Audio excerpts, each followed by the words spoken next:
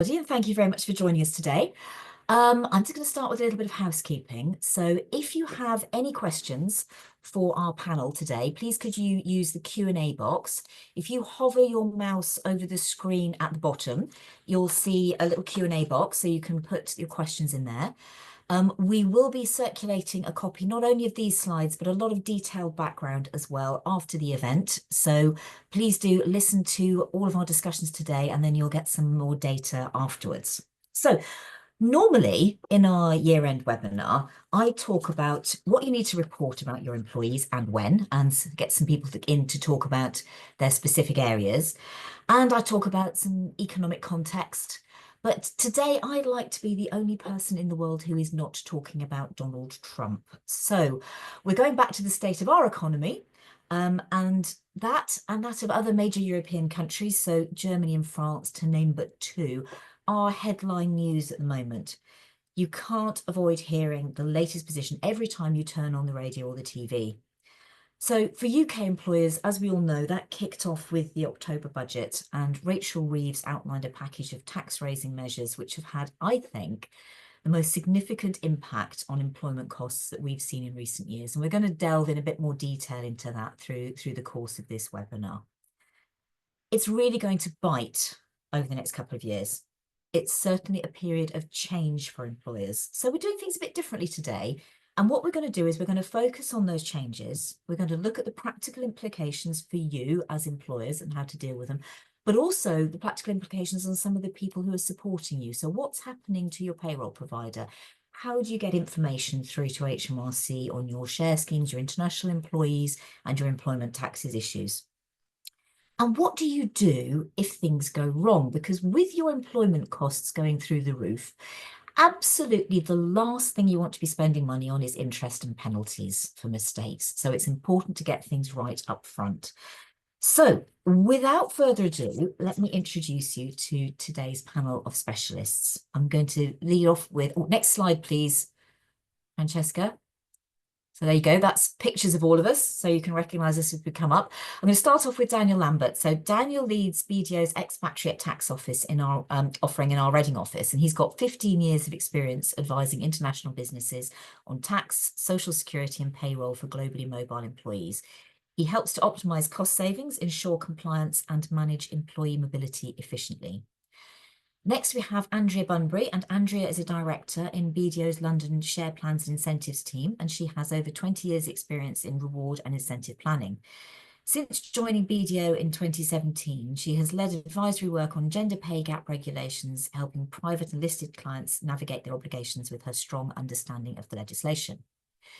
Victoria Bright leads the Share Plans and Incentives tax offering in the Thames Valley, and she covers all of the South. She's got a law background and more than 15 years of experience. She advises startups, owner-managed businesses, PE-backed and listed clients. She's passionate about client service. I can attest to that. She definitely is. And she supports share plans from inception to exit, building long-term relationships and delivering tailored solutions. Maria is head of payroll at BDO and has over 30 years experience in delivering flexible payroll and HR solutions to a wide range of sectors, both in the UK and internationally. She's passionate about using technology, and has expert experience in implementing a large number of systems and platforms to manage the areas surrounding HR and payroll processing. What she hasn't written down for me to say, but I will tell you, she has a huge amount of detailed information across a range of sectors about what is happening in the world today, and I'm going to be interrogating her about that later. Last and certainly not least is Cheryl, and Cheryl heads up our National Employment Tax Compliance Service, overseeing forms P11D, PAYE settlement agreements, and the payrolling of benefits from the tax side. Obviously, Maria looks after it from the payroll delivery side.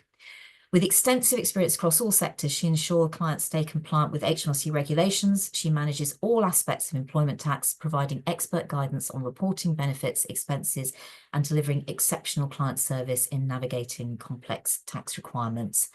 And my name is Caroline Harwood. I'm the National Head of Employment Tax for BDO. And I'm so glad Maria is here, because I've also got more than 30 years experience, and I was otherwise feeling very much, I'm not going to even go there. So I deal with all areas of employment taxes, share plans. I don't know much about expat tax, so I have to go for Daniel for that. But keeping Daniel, Victoria, and Andrea on the line. Firstly, we're going to talk about gender pay, short-term business visitors, and share plans reporting. So let's go straight to the next slide, please, Francesca.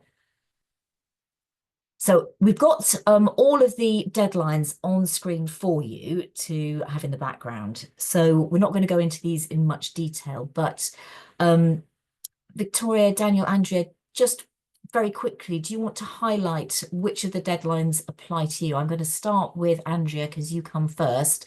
Do you want to quickly just mention what your deadline is for gender pay gap reporting and what people need to report and when, in a sentence, if you can? Yeah. Sure, thanks very much, Caroline. So for private employers, the deadline is the 4th of April 2025 to be reporting on your snapshot date of the 5th of April 2024. And for public sector employees, it's a few days earlier, both in terms of the snapshot date and the reporting deadline. But we're focusing mainly on the private employer deadline there.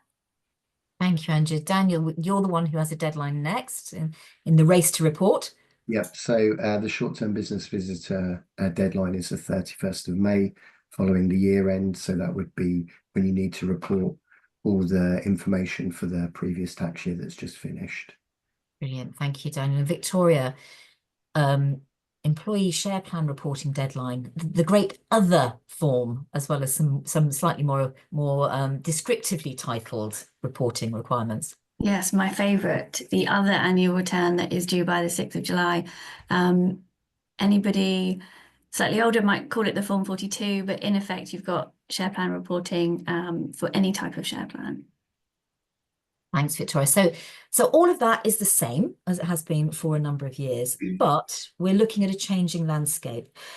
Can you talk to me about where we're expecting there to be change? What are our expectations coming over the next year, 2 years? I'll jump in on that one, Caroline, because we actually are seeing quite a bit of movement around both gender pay reporting and also extending that into ethnicity and disability pay reporting. So the King's Speech back in September 2024 did reference the fact that the government is planning on proposing a draft bill to extend gender pay gap reporting to both ethnicity and disability. And then in terms of changing landscape even further, we also have the EU Pay Transparency Directive, which, whilst we're no longer a part of the EU, is definitely going to impact those companies who have a global footprint and a presence in Europe. And the directive needs to be transposed into local legislation by 2026, with a number of much more stringent requirements for gender pay gap reporting coming in from 2027. So for some companies, there will obviously be different regulations depending on the different parts of their business and where they're located.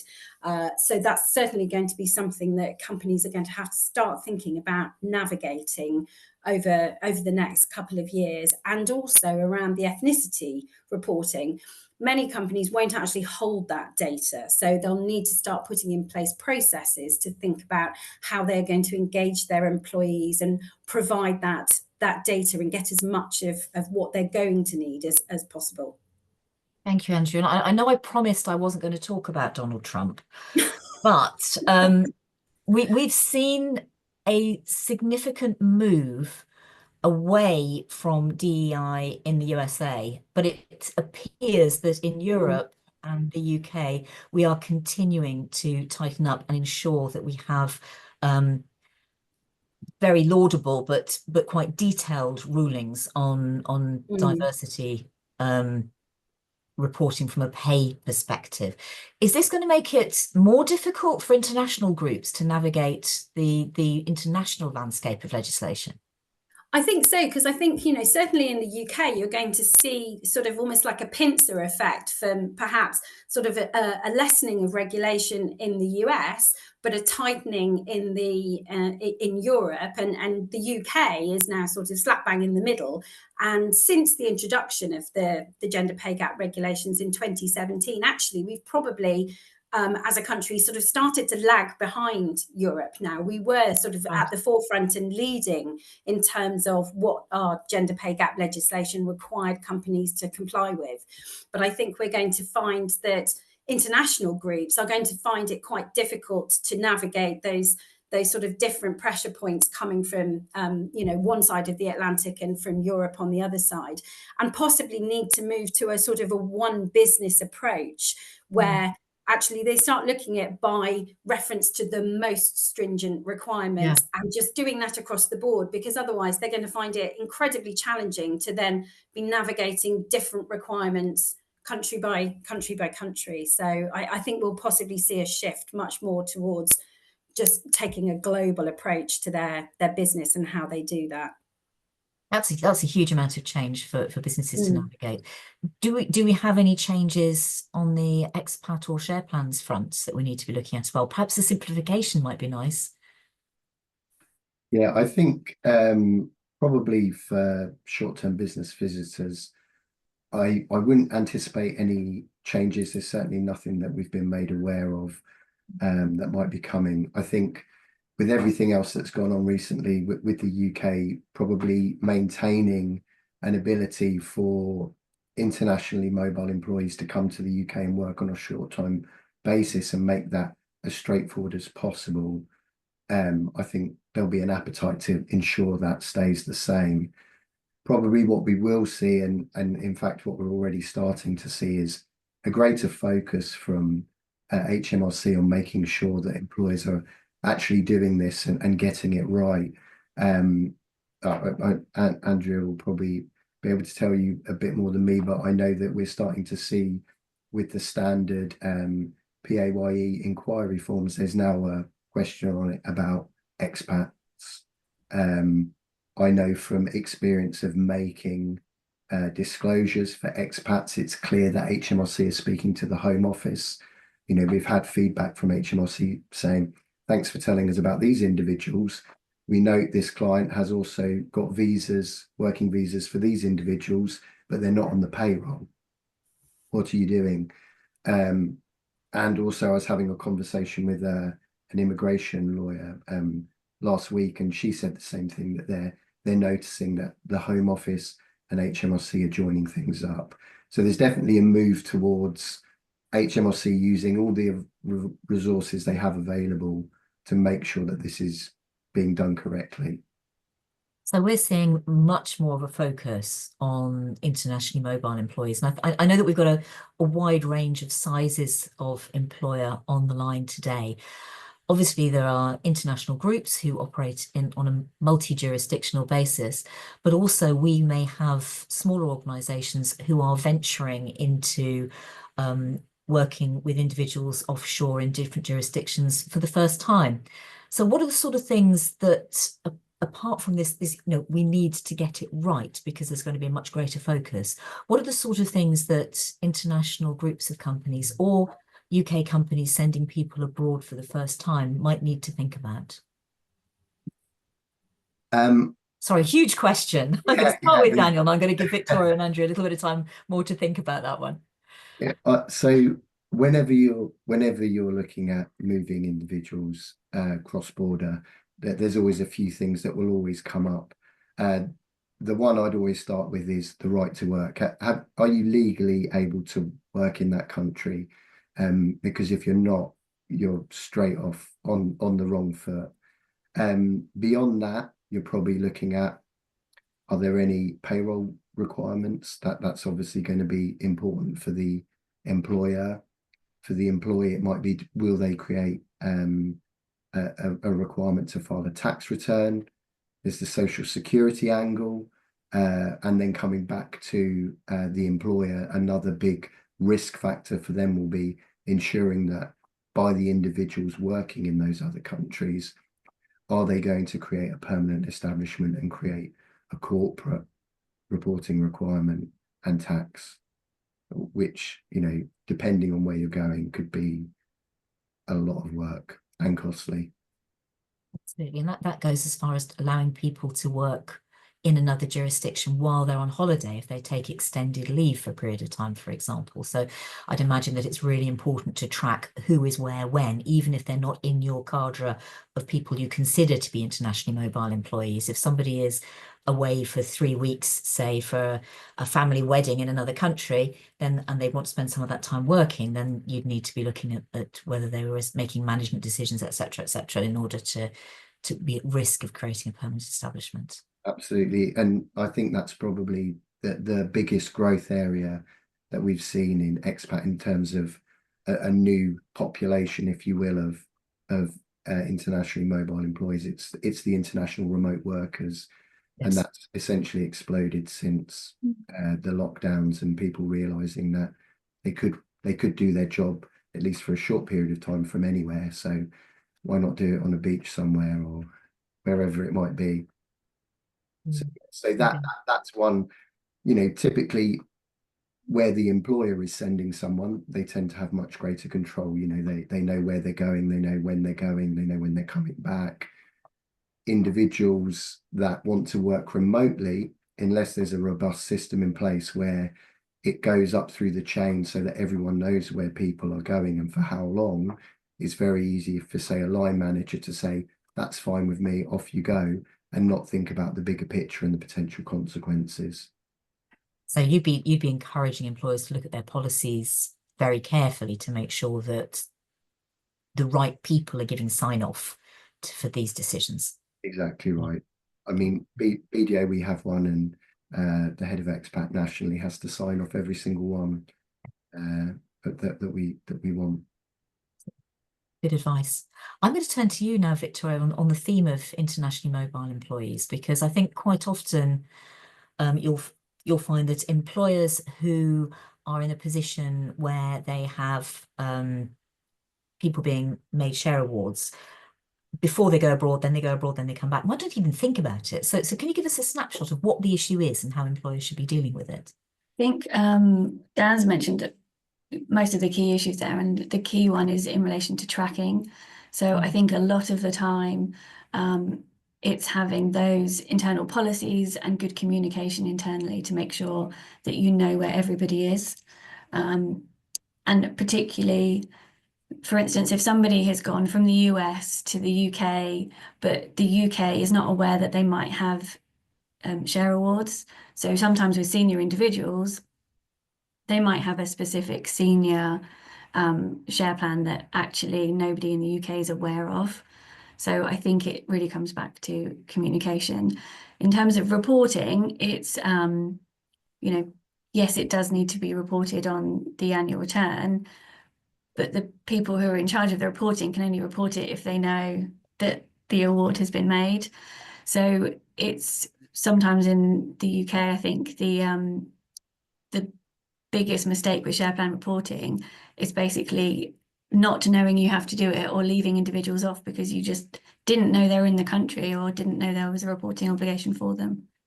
Absolutely. And I think the complexities around assessing whether somebody is in the UK or not in the UK for tax purposes and working out where they are at midnight on a certain day can be incredibly difficult. So I'm going to ask you now, sort of each of you in turn, and I don't mind which order, what happens when things go wrong, and what are the most common mistakes that you're seeing in practice? Shall I take that one? Go for it, Andrea. So I'll go for it. So if you get it wrong from a gender pay perspective, that quite often means actually not reporting in time. So not reporting by the 4th of April. And currently, without any further changes to the legislation, there are no direct financial penalties if employers don't report. But the greater risk is going to be around reputational harm. So the Equalities and Human Rights Commission has very wide-ranging powers, and a bit like HMRC with share plans, they can impose fairly significant fines. But to date, since its introduction in 2017, they've never utilised those powers. But they do now name and shame companies that fail to report. So you'd appear on a list on the government's website for everybody to see. You'll get contacted by the Government Equalities Office and asked to, complete your return in a timely fashion. And then in terms of seeing things go wrong, the regulations, once you get into the detail of them, are actually quite nuanced. So there are lots of areas where it's very easy for employers to trip up when they're doing their reporting. So a lot of the common mistakes we see is not including the right groups of employees for the different parts of the reporting that have to be done, in terms of the bonus gap reporting versus the hourly pay gap reporting, using the wrong period for the data, so not taking the correct month or looking back over the wrong period for the bonus. Leavers and joiners tend to be quite tricky, so we do quite often see those not being treated correctly and not being prorated. And equity is a big area where companies can get it wrong. So failing to kind of prorate over the correct period, or indeed prorate at all, where you've got an equity award that's vesting, but it relates to a much longer period than the period that you're looking at for the gender pay reporting. So, and certainly the slides that we're going to be sending around afterwards will have some more of those kinds of key mistakes that we sort of keep seeing being repeated quite often. It's a tricky maze to navigate. Yeah. We've had a really good question come in, Andrea, and I'm going to ask it to you now because I think it's relevant, because organisations will be sitting there thinking, does this apply to me? Is there a size limit on organisations that have to do gender pay gap reporting? Yes, so it's 250 employees or more.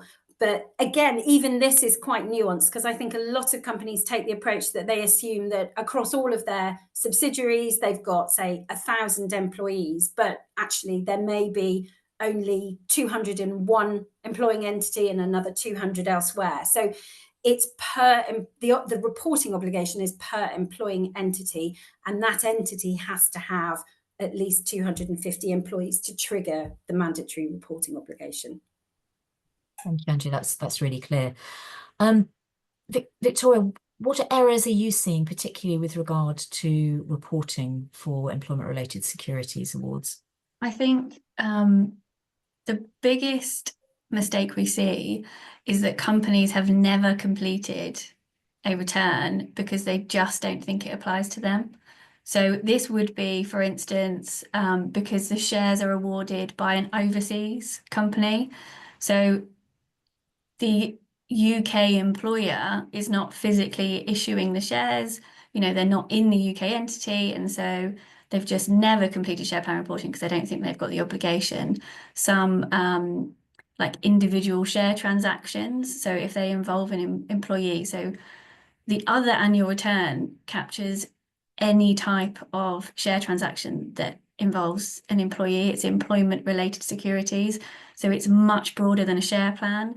So we always talk about share plan reporting, but actually it's any type of share transaction. It's the issue of loan notes. It's, has there been a conversion of shares? Has there potentially been a cash cancellation of a share plan? There's so many things that can be caught. The biggest risk is actually just not making a return because you're not aware that you need to do one.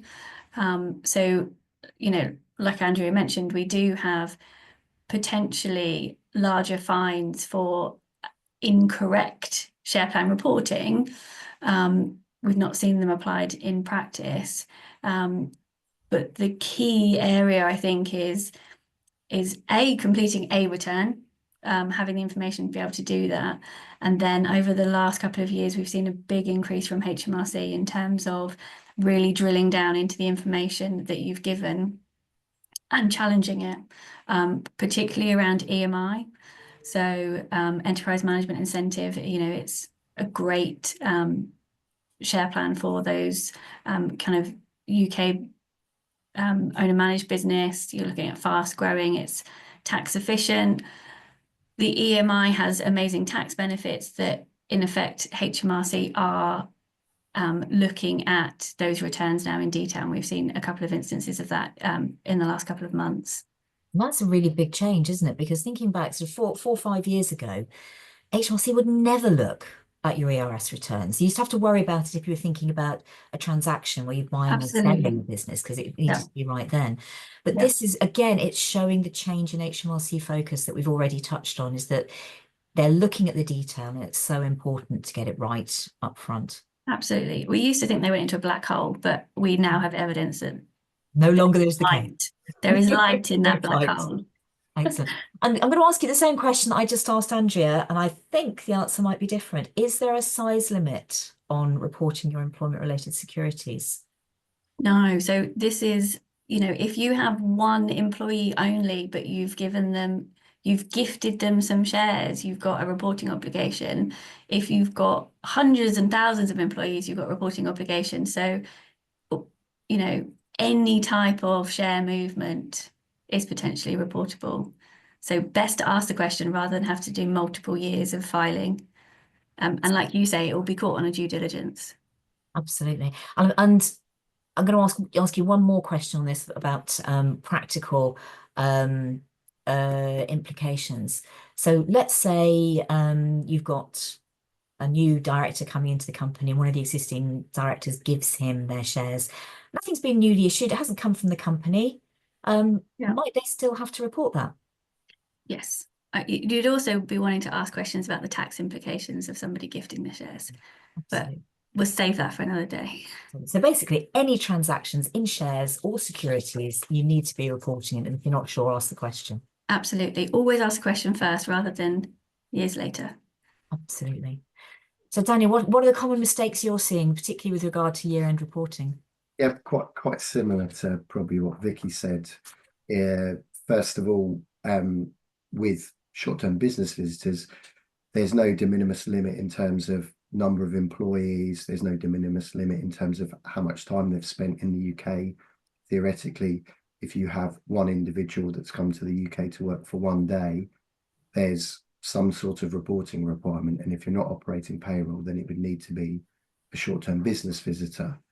So probably the common mistake we see is employers sometimes thinking that they don't need one.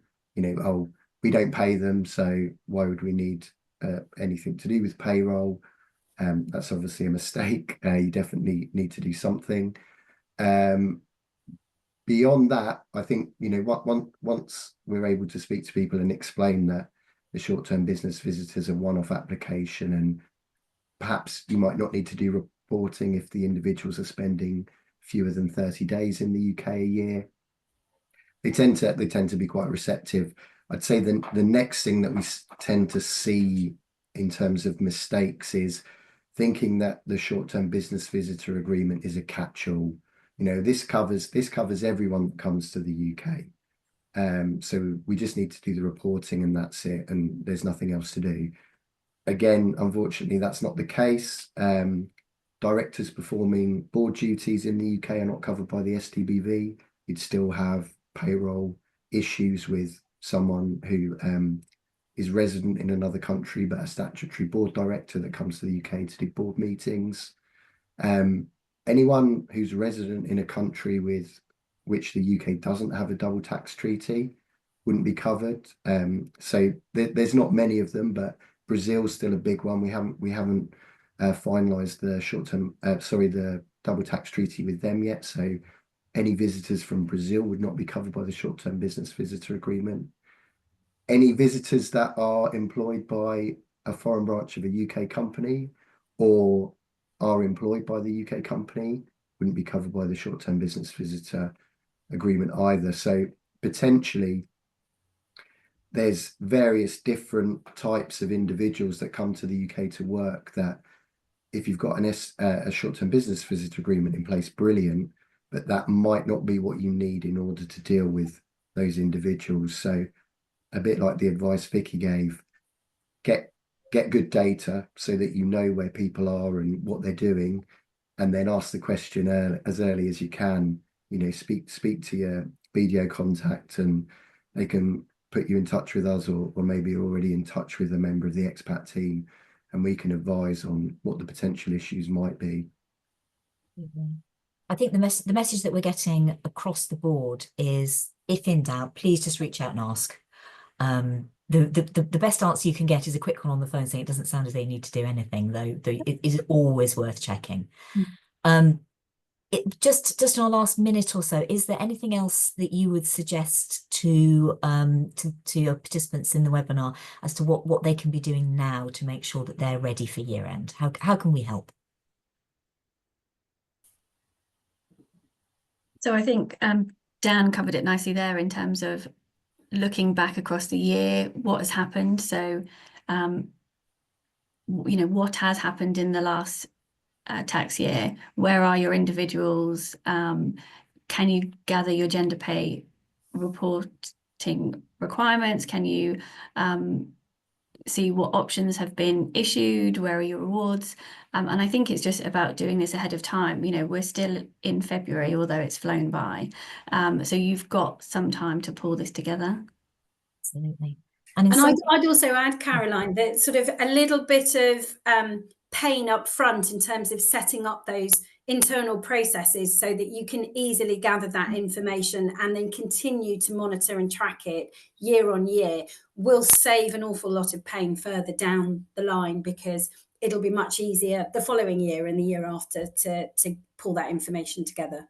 So the answer is start now, not only for this year, but for next year and the year after as well. And reach out if you have any questions.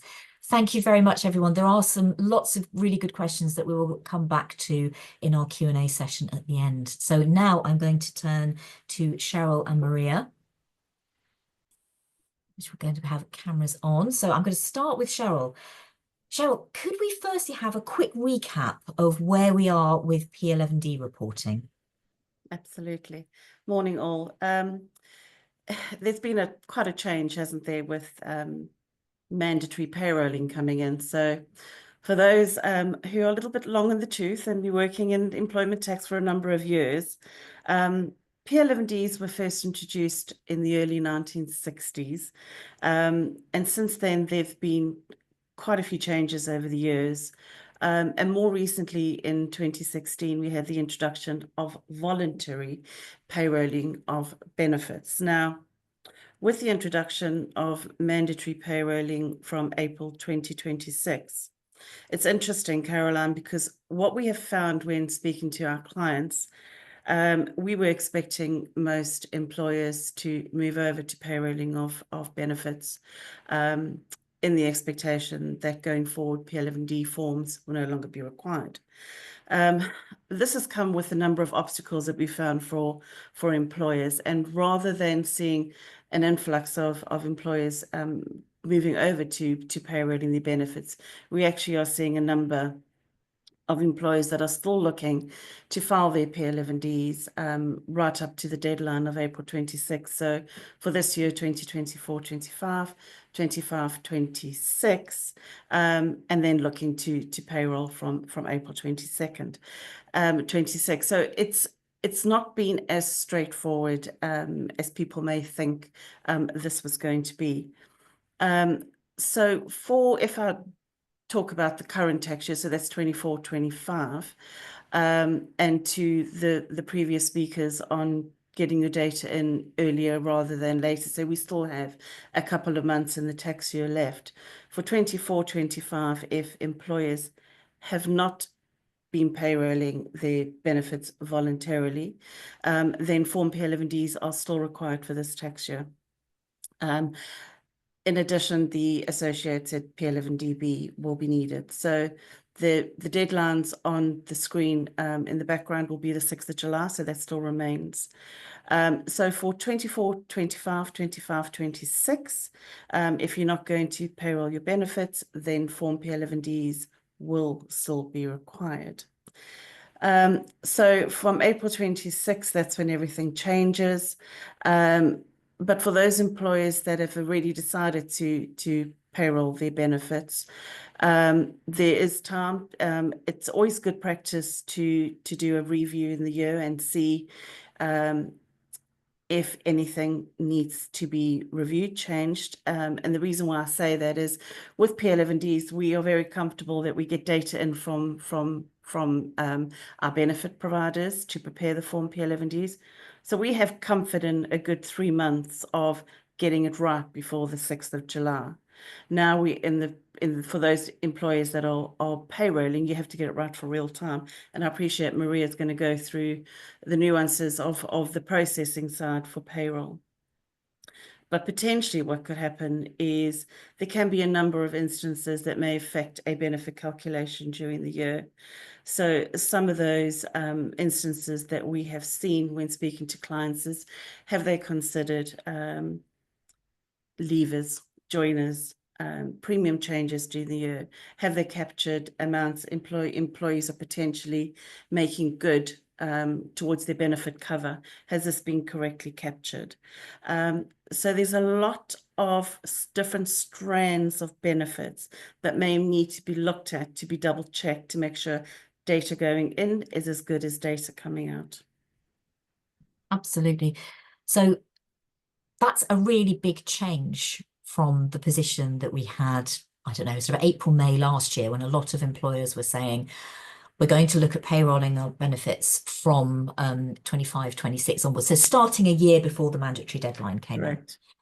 But we've seen a big shift away from that, where businesses of all sizes, I wouldn't say it was just in small organisations or in larger organisations, but across the board, particularly where there are a range of benefits being offered, or there's a salary sacrifice or flexible benefits arrangement, then people are realising that there's need to take a lot longer to get everything in a row. So from an employment, we'll talk to Maria in a second about some of the payroll process issues that need to be dealt with up front, but from an employment taxes perspective, what sort of things, you've mentioned changes, such as a change in benefit rate. What other sorts of changes should employers be ready to record and act on immediately, in terms of having the data available to provide to their payroll supplier, going forward when they do payroll benefits?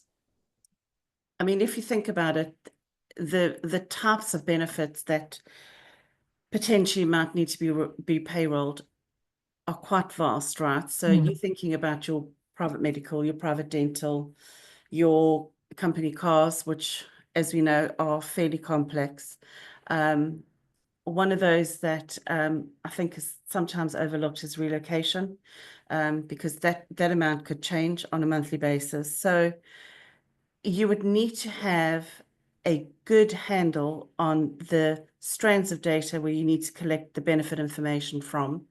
You need to make sure that the people working within your team, so your WADA, your payroll, your finance, your HR teams, for example, are all aligned and are working together to get that information in for real-time reporting. Because you've got to remember that with payrolling, you don't have comfort of a couple of weeks or, you know, an extended period to get it right. It has to be right for real time every single month. So they need to be thinking about the internal processes. They need to be thinking about, are the employees aware of any changes, potentially if they're looking to payroll for the first time. Is there good comms gone out to them? Have the employees be made aware they're not going to be getting a P11D going forward anymore? They're now going to be seeing something coming through on their payslip.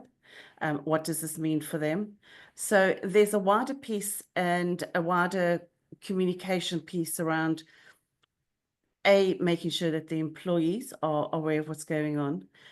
From a company perspective, how they're going to prepare when you're payrolling benefits. The revenue do say by the 1st of June, you should be providing your employees with a summary of their payroll benefits. So how that looks, it could be in a letter, it could be in a benefit statement, it could be shown on a payslip, for example, but the revenue do say that you should be providing that to your employees, and it's by the 1st of June.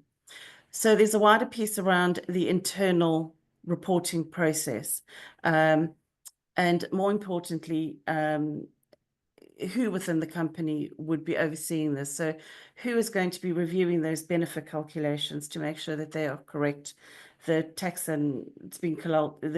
calculations being calculated correctly, and who's going to take responsibility for that, from a risk and governance perspective, to make sure that their compliance reporting is correct. And then similarly, if somebody was out of the office, who'll be able to step in and have the awareness of what they need to look for when they're doing the payrolling of benefits for a company.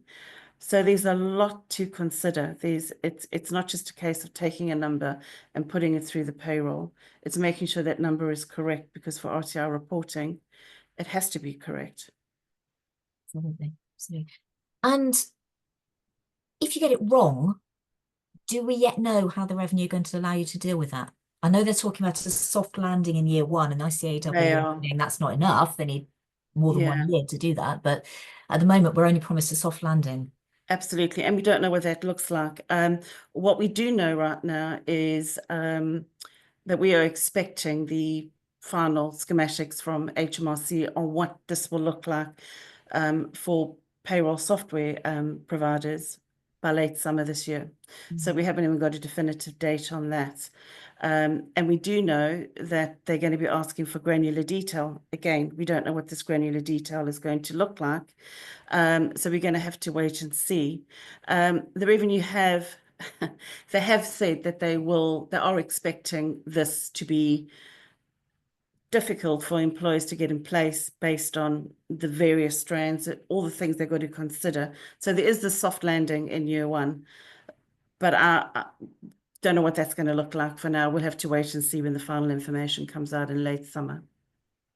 Well, a couple of specific questions for you just before we bring Maria into the conversation. Yep. So at the moment, if you provide an employee with a small benefit, so fairly trivial, not related to their performance, so a bunch of flowers for the birthday, what you don't want to be doing is also providing them with a tax bill for that. So Correct. normally we would help employers to put that on their PSA. The employer pays the tax. Can they still do that when you do mandatory payrolling of benefits? They can. I mean, the PSA is a separate mechanism available to employers where they are giving out benefits to employees that are reward in nature. If you think it through, giving something as a reward, you potentially don't want somebody to have a tax bill or an unexpected tax bill going through either on the payroll or on P11Ds for 24, 25, 25, 26. So what the revenue do allow you to do is to enter into what is known as a pay-as-you-earn settlement agreement, or short for PSAs, to report those types of benefits separately. And that means that the employees are not left in a financial disadvantage. The reporting is like all employment tax reporting, it can be complex. And speaking to clients, it is an area that they tend to get wrong in that there's certain things, say for example, flowers, or giving the smaller gifts, the tax treatment and the nuances around that is not as widely understood as it should be, and therefore you get it wrong, you don't report it. The only thing I would say on PSAs is for an employer, it can be a slightly more costly option, but it is a more favorable option for the employees, purely because the benefit is settled on an engrossed basis. I would just like to touch on here, though, is when you're seeing reimbursed expenses coming through, and potentially you are putting that through the payroll. So things like a personal telephone contract or mobile phone, for example, at home, when you're putting that through as a payrolled item, it's not a payrolled item as you would see for benefits that is going in from private medical or dental, because it's not just tax that's due, but there's also class 1 national insurance. So that's one of the areas that potentially employers could get wrong. And it's important to remember that trivial benefits, so such as birthday flowers, probably will be worth less than £50 and therefore will be exempt anyway. So, yeah, so we're in a position where we can look at still having some tax-free benefits that can be provided. So that's a piece of good news. Yes. If we're considering payroll benefits from 25-26, will employees pay tax twice for the PLFDs filed 24-25? There is a timing difference. So if somebody has had a P11D for 24-25, what happens is when that goes into the revenue will then look to collect the tax due by an amended tax code. Now, with payrolling of benefits, you'll be then payrolling the benefits from the April in the next year. So you've got tax coming through that's gone through to the revenue from the 6th of July in the previous year, and then you've got a payroll benefit going through the payroll. So due to a timing difference, there will be a small period where employees will likely suffer a double tax, but it's only going to be in that first year of reporting, and it's just a crossover between the two reporting mechanisms. And that's why I think it's key that you need to let your employees know, because all of this will be covered in a Comstock, so you can explain to them what the impact will be, so there's no unexpected surprises. I think that's the important thing, isn't it? There's Yeah. no surprises. Absolutely. Yeah. I'm going to bring Maria in at this point. Maria, on the subject of no surprises, why is payroll data crucial for reporting across a business? Well, I think basically everything we've just heard in the last sort of 45 minutes sort of quantifies that. Payroll, the data needed for payroll is vast and is delivered from a multitude of areas within your business, from time recording, personal and absence.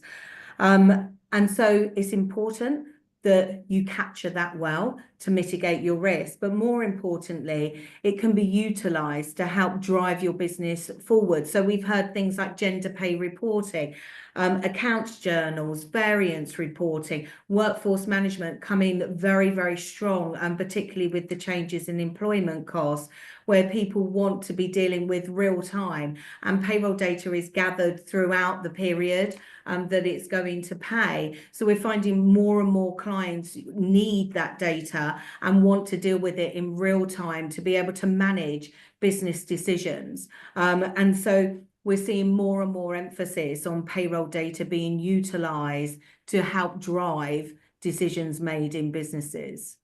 And how do you make sure that you get the data right from a payroll perspective? What systems are in place? What systems need to be in place to do that? I think that's where it becomes difficult. I'd love to tell you all that there's an amazing system out there that does everything that you need to manage your staff. But generally you find that whatever the system was sort of built for, whether it be in HR, whether it's time and attendance, whether it's accounting, whether it's payroll, generally what they were built for is what they're really good at, and not always so good unless you pay lots and lots of money. So we tend to look, and certainly how we advise clients and how we manage our own clients' payrolls is around utilising best of breed software. So, you know, certain breeds for electronic pay slips, some around sort of, you know, payroll systems. We utilise 2 different payroll systems for 2 different size clients and complexities. So it's about utilising tools, etc. So we use things like Alteryx that helps us for client check-in, and using tools that are outside of the payroll system to enable us to produce very good reporting. And what that does is that enables you to be able to produce more flexible reporting. It enables you to produce more analytical reporting. It enables you to be able to manage things like gender pay reporting and P11D, and to feed the information needed for those.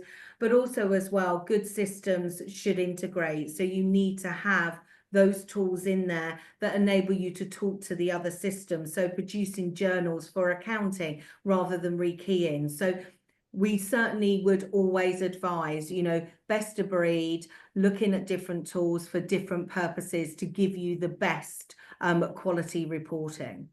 And in a conversation that you, Cheryl, and I were having before the start of this webinar, I think the power of that data in terms of showing us what's happening in sectors is really, really valuable. And obviously, we can't mention any business names, but we were talking about changes in the hospitality sector. And I think some of the stuff you were mentioning about how staff are managed is really crucial. So could you replay some of that, Maria? I think it was really interesting. We're certainly seeing, you know, every client of ours at the moment is certainly looking at employment costs, you know, and they're going to go up in April. So there's some real concerns as to how you look at that. And so what we're finding, and we've seen a trend probably since COVID, that we've seen a trend about managing in real time. So things about workforce management. So we work with a number of companies that help support clients with workforce management systems that link to the payroll. So what that's doing is, as data is being recorded, so as your employee comes into work and, you know, checks in, it immediately records that and the cost of that. And so it's feeding into these systems, into these workforce management systems that are enabling you to actually see the cost of that individual, and then being able to feed in from certainly tills and things like that for hospitality clients, actually their sales. So they're able to be able to look at any point in the day, what are the costs of delivering what they deliver against the sales. And if they don't match, being able to be reactive to that and proactive to that, and being able to change their workforce dynamic at that point, sending people home,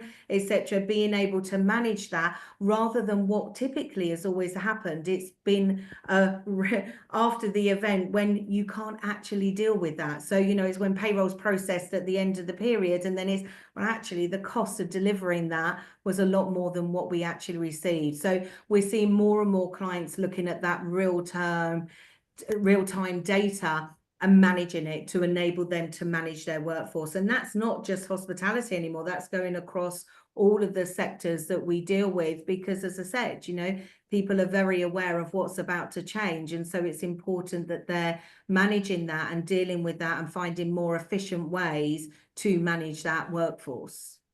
So we've got data here, payroll data in particular, is an incredibly powerful business tool, enabling people to make decisions, cost savings, and all of this in real time.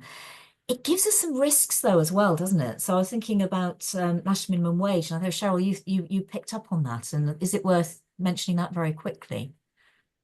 Well, absolutely. I mean, national minimum wage is a key area, especially in consumer markets, with the lower level of earnings potentially. And there is so much that I think employers need to be aware of. And I know that when we've had conversations around national minimum wage, you know, we go back to the old, what do they have to wear and to work, and how does that impact, and do they have to wear black trousers, black shoes? That is all still very relevant, and it is the type of thing that the revenue will ask questions on.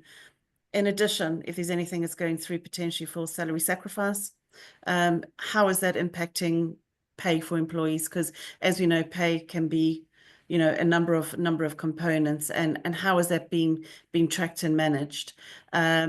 So it's a key area. It's an area that revenue definitely are focusing on, and it is definitely an area that we are seeing a lot more clients talking to us about, to make sure that they're getting it right, because it's all relevant to everything that we're doing around workforce governance. So we're back to tracking, aren't we, as well as having that powerful tool. Absolutely. Yeah. And what I would say to that, Karen, I think it's really important to ensure that you're utilising tools that give you that level of reporting, or your suppliers are able to actually provide that level of reporting, because good tools, good suppliers do have that type of reporting to help support you in those areas. So it's important that when you're reviewing things like this, you know, you are looking at those and asking those types of questions when you're looking to change vendors and things like that, because quite often that's where we've seen clients that fall down, where it's, well, we can't track that, we don't have that facility, we don't have that report, and that makes it then very difficult for you to manage. So I'm going to ask you, you've invited me to ask you a really blunt question now, Ria.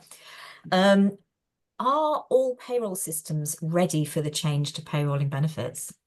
I think they thought they were until we had the recent meetings that said, so I think, you know, there's no doubt about it. We've got clients that payroll their benefits now and have done and very successfully.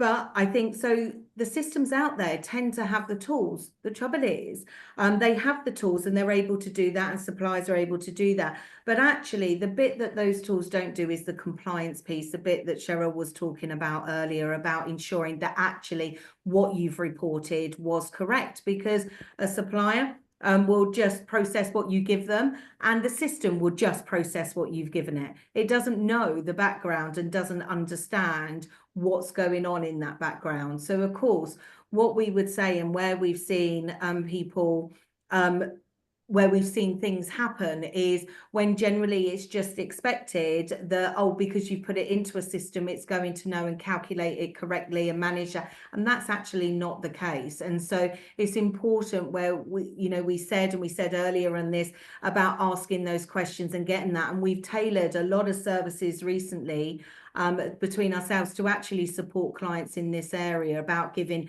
end of year compliance reviews of your benefits, etc., because it's so important. Because if you can do that before the end of the year, as we said, soft landing, but none of us quite know what soft landing ever means. What we do know is penalties that come when things haven't been filed correctly. And so I think it's important that you cannot just assume that because it's been placed in there or given to a supplier that they're actually going to check that.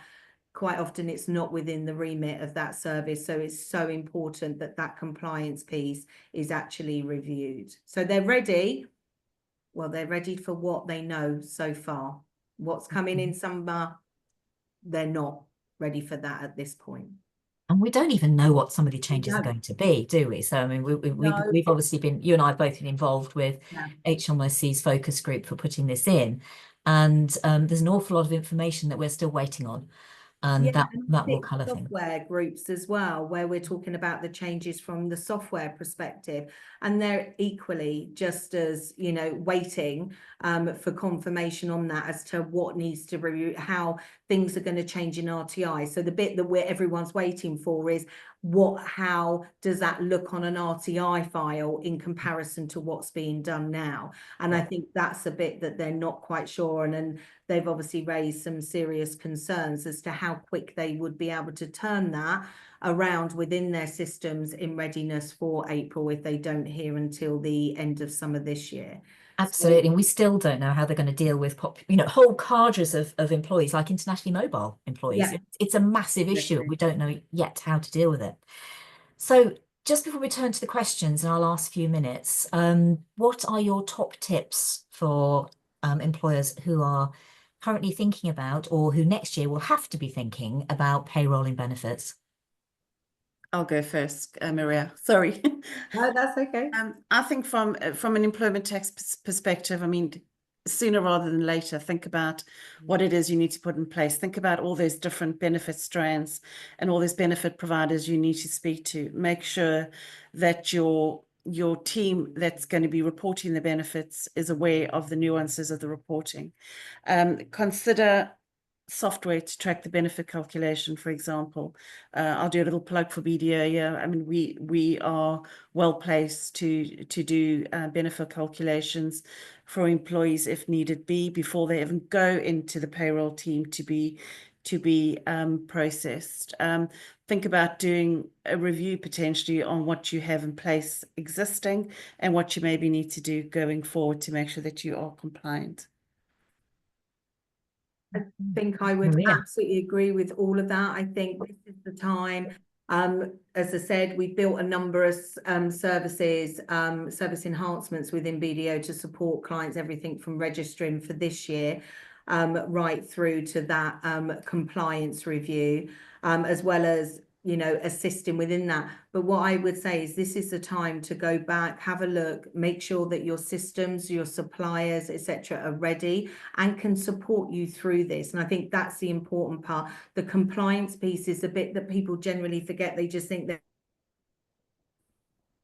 understanding what's right or wrong and how to correct things. And I know I've seen some questions on there about correcting, and that's always a problem. It's great when it all works as it's meant to, but it's what happens when it doesn't. And so it's important that you look at the software, the suppliers that you're utilizing, and that you've got the relevant tools to support you with this change. Thank you both. I think that, you know, we're seeing changes across the board from how we're reporting and the granular detail and the wider ranges in gender pay reporting that Andrea set out, through all the way to a change which is almost like going into the unknown with some of the payrolling benefits, because there's so much information that is still yet to be published. Huge amounts of data can be a massively powerful business tool, but also exposes us to some risk of getting things wrong. So, you know, our top tips for everyone are check, check, check. Ask the questions, reach out, attend webinars like these where they can help. We're running very short on time because we've had some super content. We will be covering all of the questions and we will come back on the questions after the event. What I will do firstly is I'm going to very quickly cover off, if we go on to the next slide, Francesca, what's coming let's go on to the next one again. What's coming next? So join us in London on the 27th of February for a range of practical updates in our What's Next for FinTech Tax Trends Shaping 2025 session. And that'll be looking at tax complexities for the year ahead. On the 5th of March, we have Pillar 2, the global minimum tax, and that's focusing on the impact of Pillar 2 on international M&A and corporate group structuring. Our next edition of On Top of Tax, so this was the February edition, the next edition is in March, and that will be looking at other areas of UK tax compliance. So we've done employers' tax compliance today, so other areas such as business assets disposal relief for C-suite executives, transfer pricing implications of customs duty changes, and VAT e-learning will all be covered in March. And then on the 20th of March, the following day, we have our Building Supply Chain Resilience session on technology and data, which will be looking at how technology and data can transform your operations and deliver lasting value. And I think Maria has very neatly summed up how your payroll data can do exactly that. So we are on 12 o'clock. That is the end of our webinar. We still have 290 people online. So I am going to ask a couple of questions, which will go into the recording afterwards. But if people have to go, we will also come back and answer them separately. So I'm going to turn first to Daniel. Daniel, I've got a question here. If you have an employee who is an overseas remote employee who travels back to the UK, do they need to be reported as an STBV? They wouldn't. So they wouldn't qualify for the short-term business visitor rules. In order to qualify for those, you need to be legally or economically employed overseas. And obviously, I'm assuming by a remote employee that the question is in relation to someone who's employed by the UK company and just happens to work remotely from overseas. So the issue for that would be the UK days would be taxable. There'd be a payroll requirement for those days that they work in the UK. And presumably, if not already done so, probably look at whether payroll's required in the country that they're working remotely from. So there might be some mechanisms required to avoid paying double tax, which is something we can help with. Quite a few checks needed there to make sure that the right amount of tax is being paid in the right jurisdiction, in the right way. Exactly right. Okay, thank you. Victoria, nil returns. Tell me about nil returns from a share scheme's perspective. Nil returns. So absolutely, as soon as you register a share plan with HMRC, you have the obligation annually to submit a return. So that could be a nil return until you physically close it. And that is the key part, is the closing of the plan. We see that missed often. Absolutely, absolutely. Good tip. Andrea, do universities have to do gender pay reporting?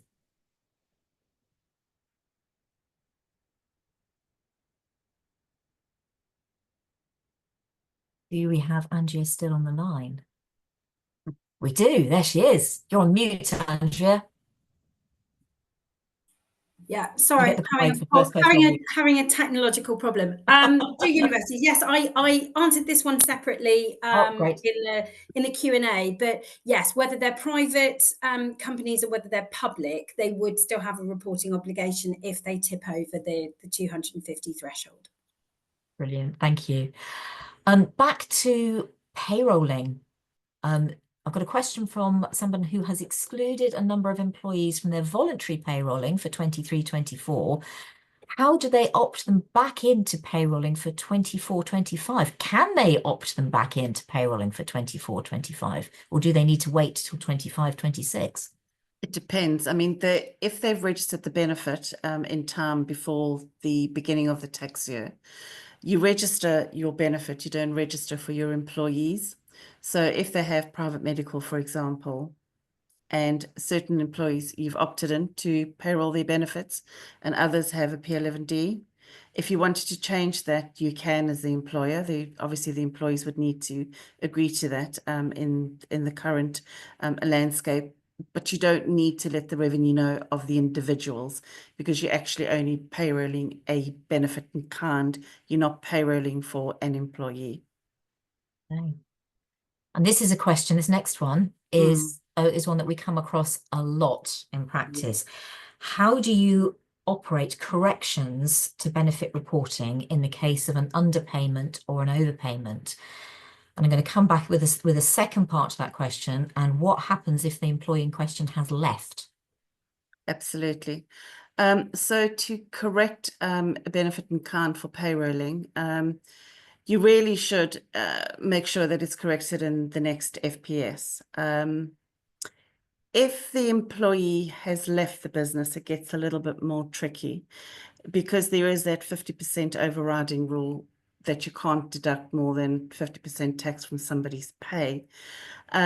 So if that arises, and the employee is still an existing employee, then what you would need to do is you'd need to make sure that there's sufficient pay periods left in the tax year to claw back that tax. If the individual has left, it does get a little bit more tricky, because there's obviously no pay periods left in the rest of the tax year.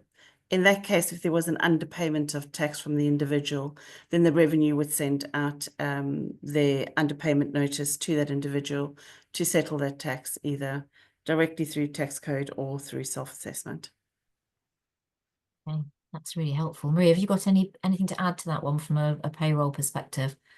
Exactly that. My thought was you carry on, but quite often where we find that there's an issue is when somebody has left.